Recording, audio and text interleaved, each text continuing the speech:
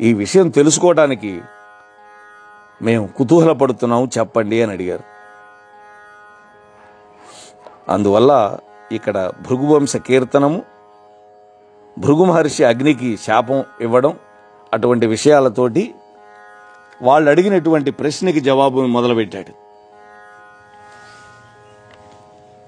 పూర్వం పాముల యొక్క సమూహానికి తల్లి అయినటువంటి కద్రువ ఇచ్చినటువంటి శాప కారణంగా జనమేజయుడు చేసిన సర్పయాగంలో సర్వభక్షుడైనటువంటి అగ్నియందు పాములకు అన్నింటికీ ఆకస్మికమైనటువంటి నాశనం కలిగింది. ఆ నాశనం నుండి భృగువంశ సంజాతుడైనటువంటి రురుడు చేసే సర్ప మారణాన్ని సహస్రపాదుడైనటువంటి ముని ఏ విధంగా మాన్పించాడో అదేవిధంగా జరత్కారు దంపతుల యొక్క కుమారుడైనటువంటి ఆస్తికుడైనటువంటి మహర్షి మాన్పించాడయా జనమేజయుడి చేత. ఈ వృత్తాంతాన్ని విపులంగా చెబుతాను వినండి అన్నాడు. ఇక్కడ ఒక ఉపమానం వేశాడు. రురుడు అనేటువంటి ఆయన సర్పాలన్నీ చంపుతుంటే సహస్రపాదుడు ఎట్లా మాన్పించాడో అదేవిధంగా ఆస్తికుడు జనమేజయుడి చేత సర్పయాగాన్ని ఆపించాడు. ఆ వృత్తాంతాన్ని చెబుతాను వినమంటున్నాడు. భృగుడను విప్రుండు మగువ పులోమయందాని గర్భిణి తన ధర్మపత్ని అగ్నిహోత్రమునకు అగ్నులు విహరింపుమని పంచి అభిషేచార్చనార్థమరుగ అంత పులోముడన్ వింతరక్కసుడు అగ్నిహోత్ర గృహంబునకు ఒయ్యన వచ్చి అత్తన్విజూచి ఉన్మత్తుడై ఎవ్వరి సతీది సెప్పుమా జాతవేద అనగ అగ్నిదేవుడు అనృతంబునకు విప్రశాపంబునకు వెరచి శాపభయము తీర్చుకొనకబోలు తీర్పరాదు అనృతాభిభాషణముననైన పాప భయము. అద్భుతమైన విషయాలు ప్రతిపాదించాడు ఈ పద్యంలో, ఈ శేష పద్యంలో నన్నయ్య గారు.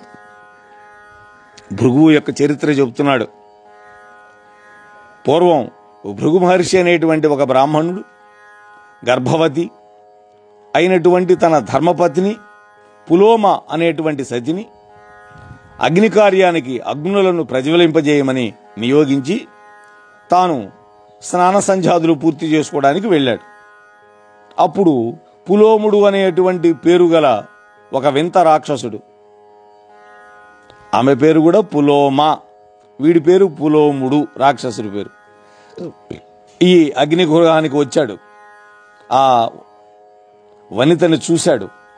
మోహితుడై, ఓ అగ్ని, ఈమె ఎవరి భార్యో చెప్పు అన్నాడు. అప్పుడు అగ్నిదేవుడు సత్యం చెప్పడానికి ఇటు భృగువిచ్చే శాపానికి భయపడ్డాడు. చూడండి, నిజం చెబితే భృగువు శాపం ఇస్తాడు, అబద్ధం చెబితే అనృత దోషం వస్తుంది. ఆలోచించుకొని ఒకవేళ భృగు మహర్షి శాపం పెడితే దానివల్ల కలిగే హాని తొలగించుకోవచ్చులే ఎట్లాగోట్లా, కానీ అసత్యం ఆడటం వల్ల కలిగే పాపాన్ని మాత్రం తొలగించుకోవడానికి సాధ్యం కాదు అని ఆలోచించాడు. ఇక్కడ ఇందులో అసత్య భాషణం వల్ల కలిగే పాపం ఎంత అధికమైందో సూచిస్తున్నారు నన్నయ్య గారు. ఇది నన్నయ్య గారి యొక్క సత్యనిష్టకి నిదర్శనంగా నిలబడుతుంది. అందుకని ఆయన్ని నిత్య సత్యవచనుడు అన్నారు నన్నయ్య గారిని.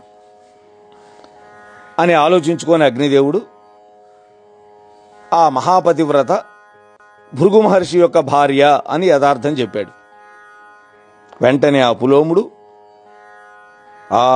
ఈమె పూర్వం నా కోసం ఎన్నికైనటువంటి భార్య, నాకిచ్చి పెళ్లి చేస్తామన్నారు పూర్వం ఈ అమ్మాయిని, తరువాత ఈమెను భృగు మహర్షి పెళ్ళాడాడు అని ఆలోచించి పంది రూపం ధరించాడు.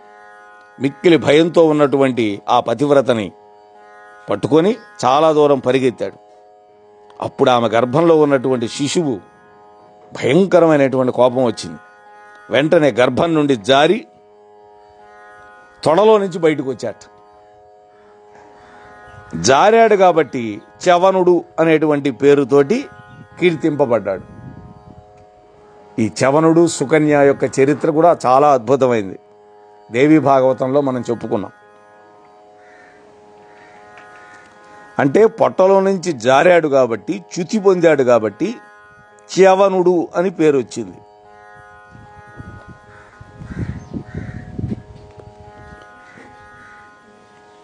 ఎట్లా ఉన్నట్ట చవనుడు? సముదిత సూర్య సహస్రోపమ దుస్సహ తేజు జగదుపప్లవ సమయా సమదీప్తి తీవ్ర పావక సముజూచుచు అసుర భస్మసాత్కుడు అయ్యన్. ఉదయించిన 1000 మంది సూర్యులతో సమానమైనటువంటి సహింపశక్యంగాని తేజస్సు కలిగిన వాడు, ఆ పుట్టినటువంటి వాడు. ప్రపంచానికి ప్రళయం కలిగించే సమయంలో సాటిలేని కాంతి గల తీక్షణమైనటువంటి అగ్నితో సమానమైనటువంటి వాడు ఆ మునికుమారుడు. చవనుణ్ణి చూస్తూనే ఆ పులోముడు దగ్ధుడై బూడిదైపోయాడు. అంత కాంతితో ఉన్నాడు చవన మహర్షి. ఆయన చూస్తూనే బూడిదైపోయాడు వాడు, ఆ రాక్షసుడు. ఇక్కడ మనకి ప్రళయాలు చాలా రకాలు ఉన్నాయి. అగ్ని ప్రళయంలో తీవ్ర తేజస్సు గల అగ్ని చేత సమస్త జగత్తు దగ్ధమై బూడిదైపోతుంది.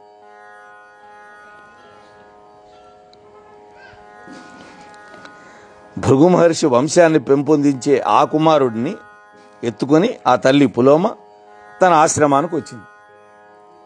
ఆమె రావటానికి ముందే ఆ రాక్షసుడికి భయపడి ఆ పులోమ ఏడుస్తూ పోతే ఆమె కళ్ళ నుండి కారినటువంటి నీళ్లు, ఆ ధారల యొక్క ప్రవాహం గొప్పదై ఆశ్రమం చేత ప్రవహిస్తూ ఉన్నది. ఆ రాక్షసుడు తీసుకుపోతుంటే ఆమె ఏడ్చింది, కంటికి మంటికి ఏకధారగా. అప్పుడు ఒక పెద్ద ప్రవాహ రూపం వచ్చింది, అదొక నది అయింది. దానికి వధూసర అని పేరు పెట్టాడు బ్రహ్మదేవుడు. ఆ తరువాత స్నానం చేసి భృగు మహర్షి వచ్చాడు. లేత సూర్యుడు వంటి కుమారుణ్ణి ఎత్తుకుని తన యొక్క భార్యను చూశాడు. కొడుకును ఎత్తుకొని ఉంది భార్య. ఆ పిల్లవాడిని తల్లిని ఇద్దరిని చూశాడు. రాక్షసుడు చేసిన పనికి కోపం వచ్చింది. వెంటనే అడిగాడు భార్యని. ఆ రాక్షసుడు, నువ్వు పులోమవి నా భార్యవని ఎట్లా తెలుసుకున్నాడు? నీ జాడ ఎవరు చెప్పారు అని అడిగాడు భార్యని. వధూసర అంటే వధువును అనుసరించేది అని అర్థం. వధువు అంటే స్త్రీ. స్త్రీని అనుసరించింది కదా ఆమె కన్నీరు నది అయింది.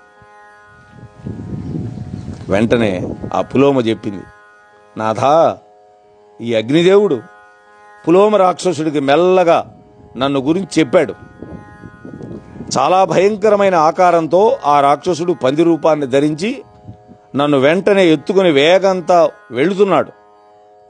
ఆ సమయంలో గర్భంలోని కుమారుడు గర్భంలోని జారి ఆ రాక్షసుని బూడిద చేసి ప్రకాశించే మహిమతోటి నన్ను కాపాడాడు అనగానే భృగు వెంటనే అగ్నికి కోపంగా శాపం ఇచ్చేశాడు.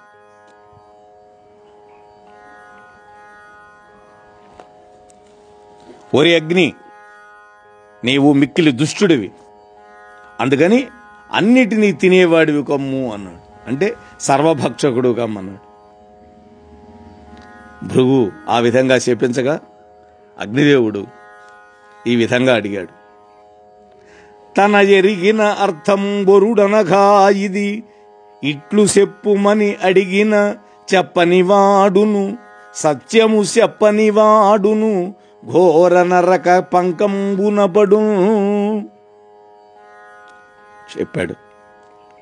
మహాత్మా, తనకు తెలిసినటువంటి విషయాన్ని ఇతరులు ఎవరైనా సరే, ఓ పుణ్యాత్ముడా ఇది ఎలా జరిగిందో చెప్పు అని అడిగితే చెప్పడానికి నిరాకరించేవాడు, నిజం చెప్పకుండా అబద్ధం చెప్పేవాడు, ఇద్దరు కూడా భయంకరమైనటువంటి నరకం అనే బురదలో పడిపోతారు.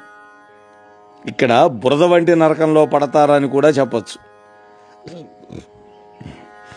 ఇక్కడ కర్తృపదంలో 2 శబ్దాలు ఉన్నప్పటికీ వాళ్ళు వేరే వ్యక్తులు కావడం వల్ల క్రియాపదం ఏకవచనంలోనే చెప్పారు.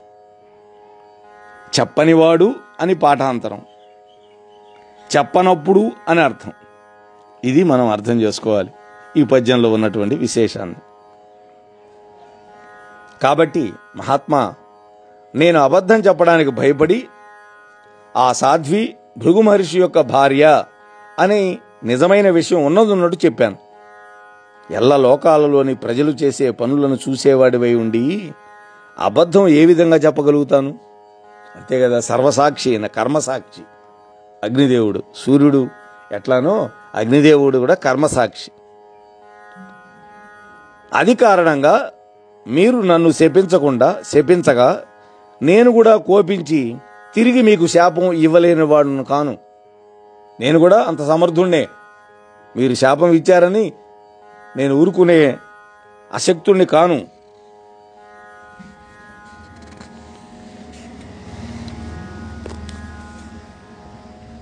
అగ్నిదేవుడు అంటున్నాడు, అడిచిన తిట్టిన మరి మహాపరుషంబులు పల్కి అల్కతో పొడిచిన ఉత్తమ ద్విజుల్ పూజ్యులు వారలకెగ్గు చేసిన చెడు నిహము పరంబు ఇది సిద్ధముగా బుటెరింగి భక్తినెప్పుడు ధరణి సురోత్తముల పూజల తన్పుదు అల్గనోడుదు. ఒక అద్భుతమైన మాట చెప్పాడు ఇక్కడ అగ్నిదేవుడు. మహాత్మా, కొట్టినా తిట్టినా ఇంకా అతి కఠినమైనటువంటి మాటలు పలికి కోపంతో పోట్లాడిన శ్రేష్ఠులైనటువంటి బ్రాహ్మణులు పూజింపదగిన వాళ్ళు. వాళ్ళు కొట్టినా తిట్టినా సరే బ్రాహ్మణులైతే వాళ్ళు పూజింపదగిన వాళ్ళు. అటువంటి బ్రాహ్మణులకి హాని గనక చేస్తే ఇహపరాలు రెండూ చెడిపోతాయి. ఈ విషయం నిశ్చితమని ఎరిగినటువంటి వాడిని కావటం వల్ల ఎప్పుడూ శ్రేష్ఠులైన బ్రాహ్మణులను భక్తితో పూజించి నేను తృప్తి పొందుతూ ఉంటాను. వారిపై కోపించడానికి నేను భయపడతాను. ఇక్కడ ఉత్తమ ద్విజులు అనే పదంలోని ఉత్తమ అనేటువంటి విశేషణం ఉందే, అది మనం గమనించాలి. మహాత్మా భృగు మహర్షి, నీవు బ్రాహ్మణుడవు. నీవేది చేసినా నీకే తగుతుంది. లోకాలకు మేలు చేసేవాడవైనటువంటి నాకు నేనున్నానే, లోకాలకు మేలు చేస్తాను. అంటే అగ్నిదేవుడు లేకపోతే మనకు వంట లేదు. చూడండి, అలాగే శవాలు తగలబడవు. అటువంటి నాకు శాపం ఇచ్చి లోకాలకన్నింటికీ నువ్వు కీడు చేసావు. అది ఎట్లాగంటే, వేదాలలో చెప్పబడినటువంటి నిత్యం చేసేవి, నిమిత్తం వల్ల చేసేవి అయినటువంటి పూజా పద్ధతుల్లో గొప్ప బ్రాహ్మణుల చేత నాయందు అంటే అగ్నిలో హోమం చేయబడినటువంటివై దేవతలకి పితృదేవతలకి ఇచ్చే అన్నాది వస్తువులు నా ద్వారానే దేవతలకి పితృదేవతల సమూహాలకి ఉపయోగపడతాయి. అటువంటి నేను అన్నింటినీ తినేవాడనై అపవిత్రుడినైపోతే కర్మలోపం జరుగుతుంది కదా. కర్మలోపం జరిగితే లోక గమనం సాగకుండా ఉండిపోతుంది అని పూజ్యుడైనటువంటి ఆ అగ్ని అన్ని లోకాలలో వ్యాపించినటువంటి తన కాంతిమయమైనటువంటి రూపాన్ని ఉపసంహరించాడు. అదే ఆయన చేసిన పని. అంటే ఇక్కడ చూడండి, దేవతలకిచ్చేవి హవ్యాలు, పితృదేవతలకిచ్చేది కవ్యం. నిత్యకర్మలు ప్రతిదినం చేసేవి ఏంటవి? సంధ్యావందనం. వీటిని చేయకపోతే పాపం వస్తుంది. ఏదైనా కారణం వల్ల తగినటువంటి కార్యాలు, తీర్థయాత్రలు ఉంటాయే, అవి నైమిత్తికాలు. కానీ ప్రతిరోజు చేసేవి అగ్ని కార్యం. అగ్నిముఖావై దేవతాహ అని వేదవాక్కు. మరి అగ్ని ఉపసంహరించడం వల్ల ఏమి నష్టాలు కష్టాలు వచ్చినాయి? ఆహవనీయం, దక్షిణాగ్ని, గార్హపత్యం అనేటువంటి త్రేతాగ్నులు అంటే 3 అగ్నులు ప్రకాశించకపోవడం వల్ల యాగ కార్యాలు ఆగిపోయినాయి, యజ్ఞాలు ఆగిపోయినాయి. అప్పుడు అగ్నులలో సాయంకాలాలలో ఉదయాలలో చేసే హోమాలు లేకుండా పోయినాయి. భూమి మీద పితృకర్మలలో పితృదేవతలకు ఇవ్వదగినటువంటి పిండాలు, యజ్ఞకార్యాలు నశించిపోయినాయి. అప్పుడు ప్రజలందరూ వేగిరిపాటు పొంది మునుల దగ్గరికి వెళ్ళారు. మునులందరూ కలిసి దేవతాశ్రేష్ఠుల దగ్గరికి వెళ్ళారు. అప్పుడు ఆ మునులు దేవతలు భయపడిపోయి అందరూ కలిసి బ్రహ్మదేవుడి దగ్గరికి వెళ్ళారు. ఎందుకని? సృష్టికర్త ఆయన కదా.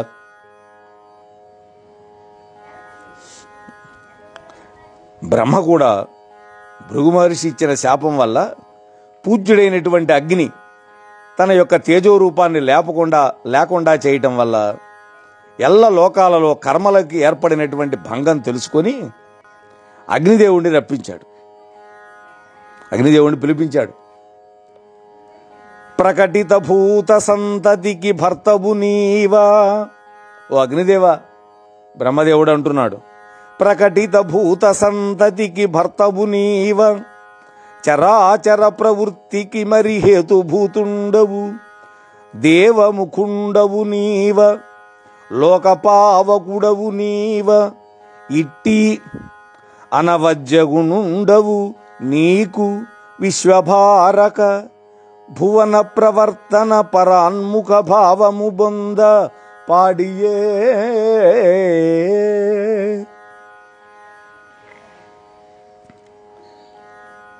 వ్యక్తమైనటువంటి సమస్త భూతాల సముదాయానికి అధిపతివి నీవే అగ్నిదేవ.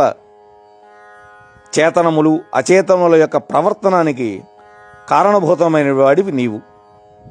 దేవతలలో ముఖ్యమైన వాడువు నీవు. సమస్త లోకాలను పవిత్రం చేసేవాడివి నీవు.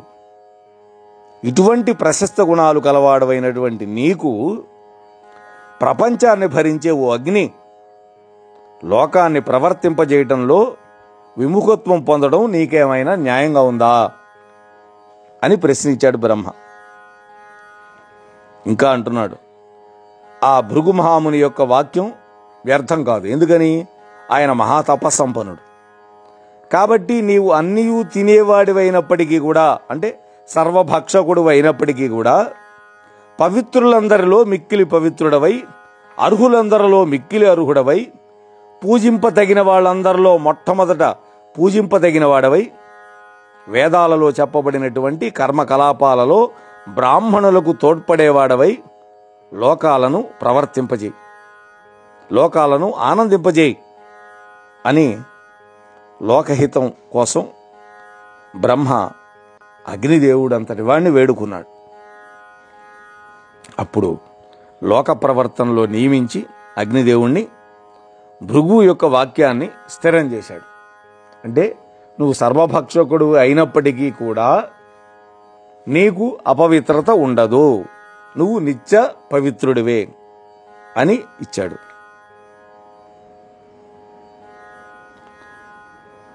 ఆ భృగుపుత్రుడైనటువంటి చవనుడికి, శర్యాతి మహారాజుకి కుమార్తె అయినటువంటి సుకన్యకి గొప్పవాడైనటువంటి ప్రమతి అనేవాడు పుట్టాడు. ఇప్పుడు మనం వీడి గురించే తెలుసుకోవాలి, అందుకని ఈ భృగు వంశం గురించి చెబుతున్నాడు అన్నమాట. ప్రమతి ఎవరెవరికి పుట్టాడు? చవన మహర్షికి, శర్యాతి మహారాజు కూతురైనటువంటి సుకన్యాదేవికి. ఆ ప్రమతికి అమృతంతో పాటు పుట్టినటువంటి ఘృతాచి అనేటువంటి అప్సరసకి భృగువంశంలో పుట్టినటువంటి వాడు రురుడు. ప్రమతికి ఘృతాచి అనే అప్సరసకి పుట్టినటువంటి వాడు రురుడు. ఆయన పేరు రురుడు.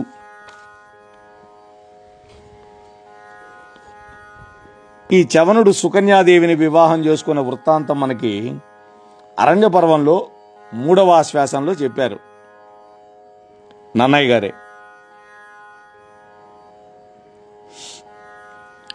ఆ తరువాత ప్రమద్వర సర్పము చేత కాటుబడి చచ్చి మళ్ళీ బతికినటువంటి వృత్తాంతాన్ని మనకి నన్నయ్య గారు వినిపిస్తున్నాడు. ప్రమతికి ఘృతాజికి పుట్టినటువంటి రూరుడు మునిశ్రేష్ఠుడు. ఆయన విశ్వావసుడు అనేటువంటి పేరు గల గంధర్వరాజుకి మేనక అనే అప్సరసకి పుట్టి స్థూలకేశుడనే మునిశ్రేష్ఠుని ఆశ్రమంలో పెరుగుతూ ఉన్నది ఒక సౌందర్యవతి, రూపవతి. ఆమె పేరు ప్రమద్వర. ఆ కన్యని మిక్కిలి ప్రేమతో పెండ్లి ఆడటానికి నిర్ణయం చేసుకున్నాడు. ఎవరు? ఈ రురుడు. మహాసౌందర్యవతి ఆమె. విశ్వావసుడు అనేటువంటి గంధర్వరాజుకి మేనక అనే అప్సరసకి పుట్టింది. పుట్టి ఎవరి దగ్గర పెరిగింది? స్థూలకేశుడు అనే మహాముని దగ్గర ఆశ్రమంలో పెరుగుతున్నది. అటువంటి కన్యని ఈ రురుడు ప్రేమించాడు, పెళ్లి చేసుకోవాలనుకున్నాడు. అయితే విధియోగం వల్ల ఏం జరిగింది? కన్నియలతోడనాడుచునున్నదాని పాదమర్దితమై యొక్క పన్నగంబు కరచే కన్నియలందరూ వెరచి పరచి అరచుచుండ ప్రమద్వర అవని త్రెళ్ళే. ఒక రోజున తన చెలికెత్తలతోటి స్నేహితురాళ్లతోటి ఆడుతూ ఉన్నటువంటి ఆ ప్రమద్వర చూడక ఒక పాము మీద కాలేసింది, తొక్కింది. ఆ పాము కోపం వచ్చి ఆమెను కరిచింది. వెంటనే ఇతర కన్యలందరూ భయపడి పరుగెత్తి ఏడుస్తూ కేకలు వేస్తూ ఉంటే ఆ ప్రమద్వర మాత్రం నేల మీద త్రెళ్ళింది, అంటే పడిపోయింది, సర్పదష్టయ్యి.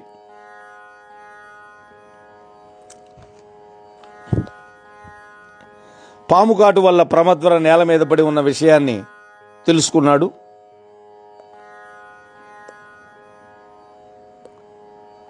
దయతో కూడినటువంటి హృదయాలు గలవాళ్ళై గౌతముడు, కణ్వుడు, కుత్సుడు, కౌశికుడు, విశ్వామిత్రుడు, శంఖుడు, మేఖలుడు, భరద్వాజుడు, వాలఖల్యులు, ఉద్దాలకుడు, శ్వేతకేతుడు, మైత్రేయుడు మొదలైన వాళ్ళంతా ప్రమతి, రూరుడు ఉన్నటువంటి ఆ స్థూలకేశునికి ఆశ్రమానికి వచ్చి విషం చేత చచ్చి నేల మీద పడి ఉన్నటువంటి ప్రమద్వరను చూసి ఏడుస్తూ ఉన్నారు.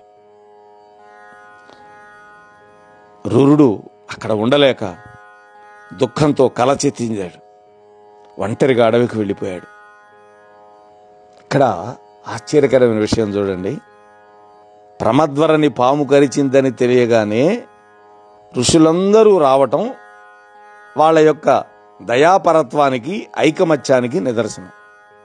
ఒక మహర్షి పెంపుడు కూతురు పాము కాటు వల్ల మరణిస్తే తక్కిన మహర్షులందరూ వచ్చారు అక్కడికి. రూరుడు ప్రమద్వరని ప్రేమించి ఉండడం వల్ల ఆ దృశ్యాన్ని చూడలేక శోకాతిశయంతో ఒంటరిగా అడవిలోకి వెళ్ళాడు. ఇక్కడ ఋషులని పేరు పేరున పేర్కొంటూ నన్నయ్య గారు రచించడం అనేది ప్రమద్వర ఎందరి ఋషుల యొక్క ఆదరాభిమానాలు చూరగొన్నదో మనకి నిర్దేశిస్తున్నాడు. ఆమె పునరుజ్జీవితం కావడానికి తగిన యోగ్యతను ఇక్కడ నిబంధించాడు ముందుగానే. ఇంతటి గొప్పది, ఇంతమంది మహర్షుల యొక్క ప్రేమను చూరగొన్నది, అందువల్ల ఆమె బతకడానికి అర్హత ఉంది అని మనకు ముందుగా సూచించాడు. ఇక రూరుడు ప్రతిజ్ఞ చేశాడు అడవిలోకి వెళ్ళి.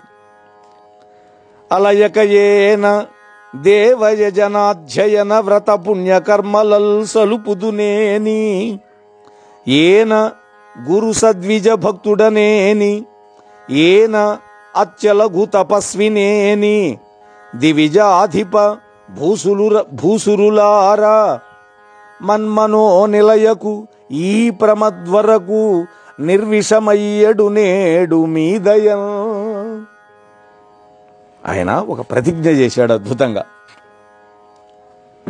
ఓ దేవతా ప్రభువులారా, ఓ బ్రాహ్మణులారా, నేను అలసట లేకుండా దేవతలను పూజించడం, యజ్ఞాలను ఆచరించడం, వేదాలను పఠించడం, వ్రతాలను ఆచరించడం అనేటువంటి పుణ్యకార్యాలను చేసిన వాడినైతే నేను గురువులకి, ఉత్తమ బ్రాహ్మణులకి భక్తుడినైతే నేను గొప్ప తపస్సు గలవాడినైతే నేడు నా మనస్సే నిలయంగా కలిగినటువంటి నా ప్రాణ నాయక అయినటువంటి ఈ ప్రమద్వర మీ అందరి దయచేత విష విముక్తురాలగుగాక అని ప్రతిజ్ఞ చేశాడు. అపరిమితాజ్ఞజేసియు మహాపురుషుల్ విషతత్వ సంహిత నిపుణులు మంత్రతంత్రములు నేర్చి విధించియు దీనికిన్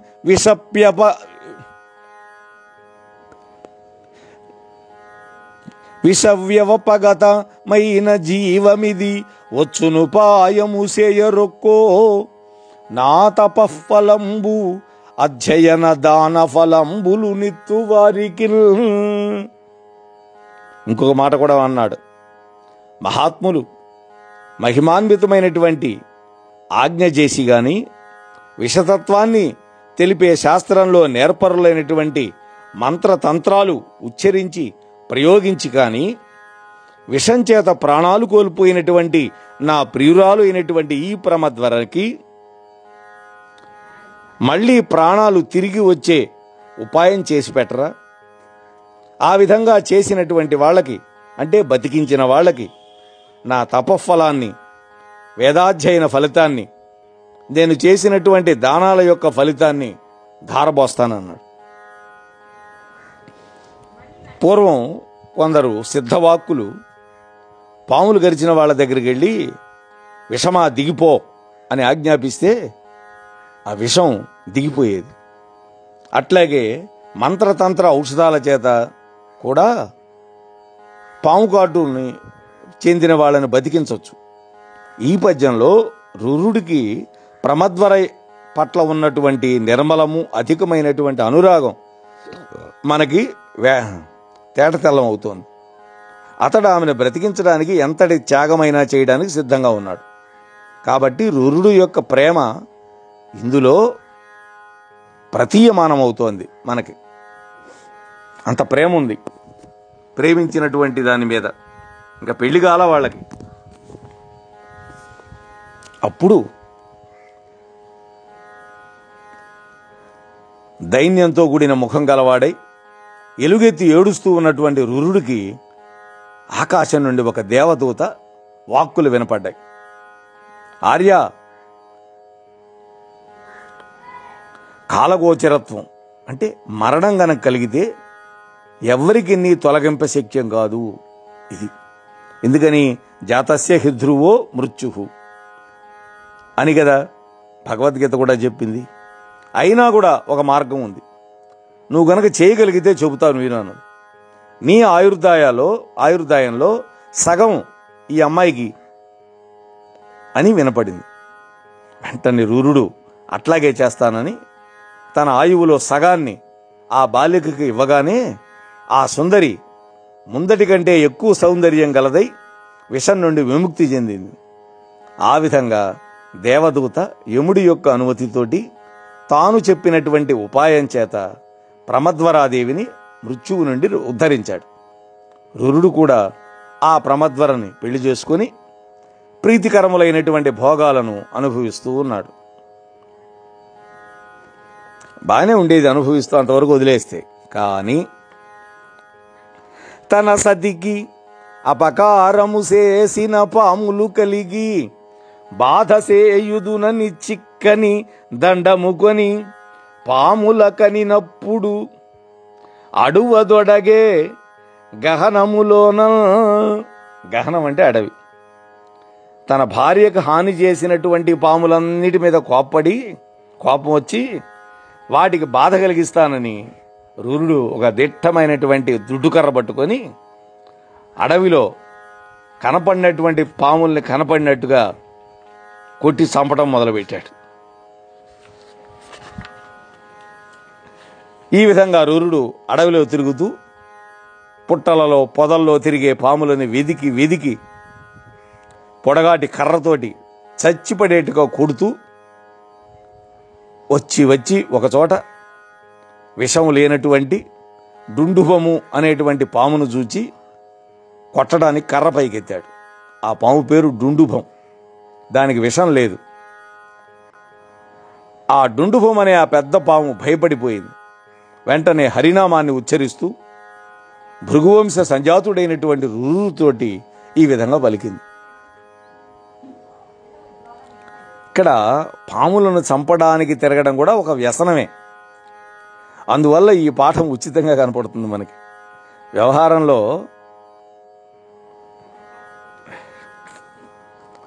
మనకి ఏదైనా సరే ఒక మనస్సులో గనక ఒక భయంకరమైన ఆలోచన, పగ గనక ఉన్నది అంటే వాడికి నిద్రపోడు. అట్లనే చేశాడు ఈయన కూడా.